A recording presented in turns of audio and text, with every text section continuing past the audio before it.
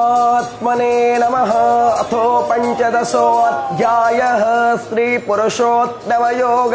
स्त्री भगवानुवाच ऊर्ध्वमूलमधस्ताखमस्मत्थं प्राहुरव्ययम् छन्दांसि यस्य पर्णानि यस्तं वेद स वेदवित् अधश्च ऊर्ध्वं प्रसुतास्तस्य शाखा गुणप्रवृद्धा विषयप्रवालः अधश्च मूलान्यनुसन्ततानि कर्मानुबन्धेन मनुष्यलोके नरोपमस्पेह तथोपलभ्यते नन्तो न चार्ति न च सम्प्रतिष्ठा अस्मत्थमेनं सुविरूढमूलमसङ्गशस्त्रेण दृढेन चित्वा तथा पदं तत्परिमार्गितव्यं यस्मिन् गता न निवर्तन्ति भूयः तमेव चाद्यं पुरुषं प्रपद्ये यथा प्रवृत्ति प्रसुता पुराणी निर्माणमोहाजितसङ्गदोषा अध्यात्मनित्या विनिवृत्तकामाः दम्भेर्विमुक्ता सुखदुःखसङ्गै गच्छन्ति मूढा